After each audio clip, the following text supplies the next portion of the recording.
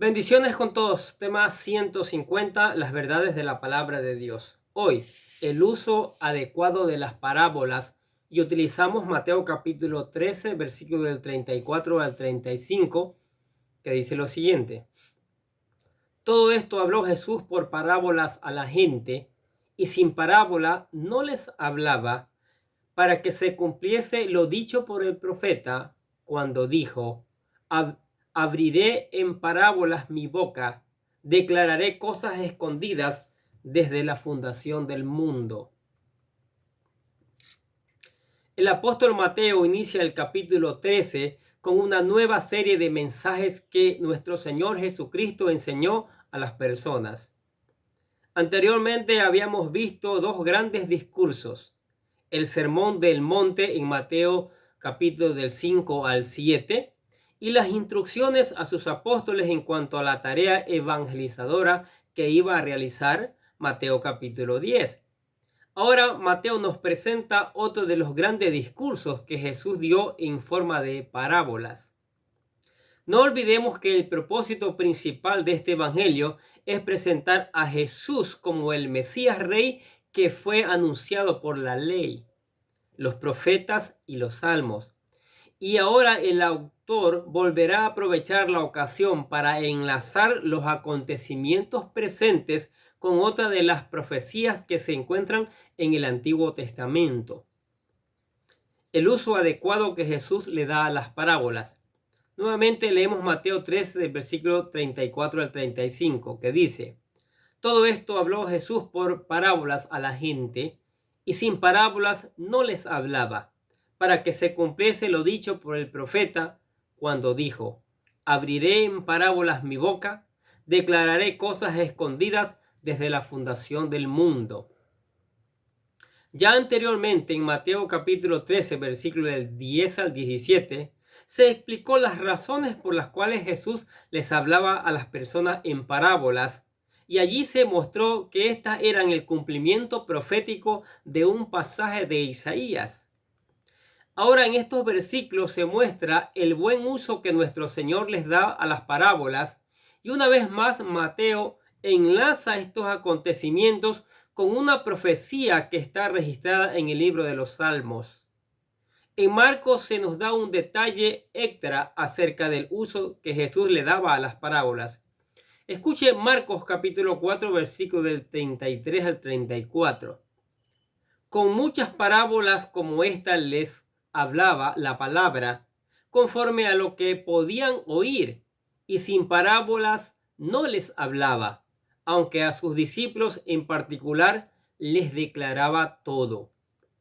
Si nos damos cuenta, Jesús compartía las parábolas conforme a la capacidad de comprensión que la gente tenía. Por un lado, sus parábolas eran sencillas, pero complicadas a la vez, ya que extraían su contenido de los acontecimientos rutinarios de la vida, como la agricultura, el leudar la masa, la pesca, el trabajar en el campo, etcétera, etcétera. Pero por otro lado, arrojaba un desafío al llegar a interpretar los principios espirituales que se encontraban ocultos en su mensaje. Por ello, nuestro Señor trata de ser lo más sencillo posible, y en ocasiones se tomaba su tiempo para explicárselas a sus discípulos. Dice: y sin parábola no les hablaba, aunque a sus discípulos en particular les declaraba todo. En el caso de sus discípulos, estos mismos se acercaban a su maestro para recibir la correcta interpretación. Así como nosotros ahora dependemos de la oración y el Espíritu Santo para hacerlo, de hecho, lo vemos haciendo esto cuando les explica la parábola del sembrador en Mateo capítulo 13, versículo del 18 al 23, y luego más tarde les explica la parábola del trigo y la cizaña en Mateo capítulo 13, versículo del 36 al 43. Considerando esto, viene Mateo y dice: todo esto habló Jesús por parábolas a la gente, y sin parábola no les hablaba, de tal forma que sus discípulos podían acudir a su maestro por la interpretación. y al mismo tiempo Jesús procuraba no dar un mensaje que estuviera demasiado complicado para la capacidad intelectual de la gente que lo oía. No obstante, sus enemigos no comprendían, y al no tener la humildad de reconocer su dureza de corazón, las parábolas se convierten en un misterio que jamás les revelaría, lo cual era parte de las profecías de Isaías capítulo 6, versículo del 9 al 10, que anteriormente ya vimos. Ahora viene Mateo y nos introduce una nueva profecía que confirmaba la misión mesiánica que nuestro Señor Jesucristo hacía al hablar en parábolas. Dice, para que se cumpliese lo dicho por el profeta cuando dijo: abriré en parábolas mi boca, declararé cosas escondidas desde la fundación del mundo. En este caso es una cita directa de un salmo. Escuche el Salmo 78, versículo 2, lo que dice: abriré mi boca en proverbios, hablaré cosas escondidas desde tiempos antiguos. Este salmo fue escrito por Asaf, al cual Mateo llama profeta. Y esto no es de extrañarse, porque los judíos llamaban profeta a todos aquellos que recibían de parte de Dios una palabra profética e inspirada por parte del Espíritu Santo. Y por ello se les llama en otra parte de la Escritura, junto con David, vidente, que es otra palabra que es para referirse a este ministerio.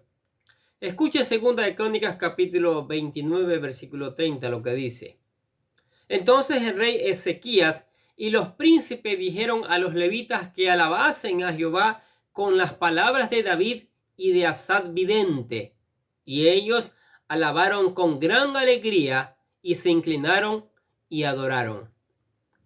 En este caso, el apóstol Mateo intercambia la palabra proverbios por parábolas, y con ello nos descubre el objetivo de ello, el cual era hablar cosas escondidas que desde la fundación del mundo habían sido escondidas para nosotros que creemos. Esto es lo que son las parábolas. Son formas literarias creadas con gran ingenio y disfrazadas con lenguaje figurado, que tienen dentro de sí grandes enseñanzas espirituales acerca del reino de Dios, los cuales muchos no comprenderán, como los fariseos y los escribas, que se creían sabios delante de Dios. Pero se necesita más que eso para comprenderlas. Se necesita la fe y la dependencia del Espíritu Santo, el cual nos revela todos estos maravillosos misterios. ¿Qué les parece estas verdades de la palabra de Dios? El Señor Jesucristo enseñando en forma de parábolas, ¿sí?, para enriquecer nuestra enseñanza espiritual, para que hoy día, con la ayuda del Espíritu Santo y la oración, como decimos ahí en el texto, poder entender cuál es el mensaje que el Señor tiene para nuestras vidas. Pero también está escondido para aquellos necios y rebeldes que no quieren saber nada del Señor, que van tras sus propios dioses, van tras su propia vanagloria. Esperamos que usted no. Esperamos que ustedes busquen al Señor de todo corazón y entiendan el mensaje tan importante que el Señor tiene para cada una de nuestras vidas. Amén. Gracias, Señor, por tu palabra. Qué maravillosa que es, Señor. Qué maravillosas tus enseñanzas. No hay enseñanzas mejores que las tuyas, Señor. Se han escrito libros y más libros en todo el mundo, unos buenos y otros malos.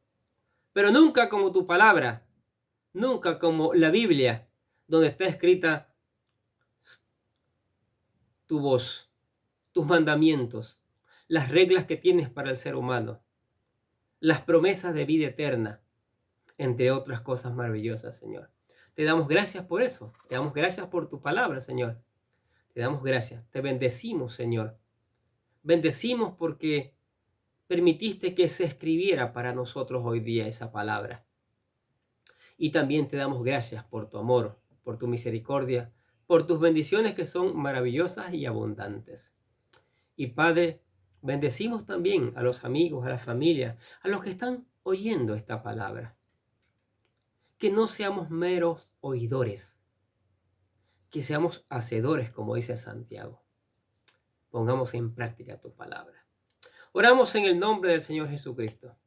Los bendecimos a ustedes en el nombre de Jesús. Gracias por escuchar la palabra de Dios. Gracias por enviar esta palabra a otras personas también. Muchas bendiciones y que tenga un día lleno de bendiciones.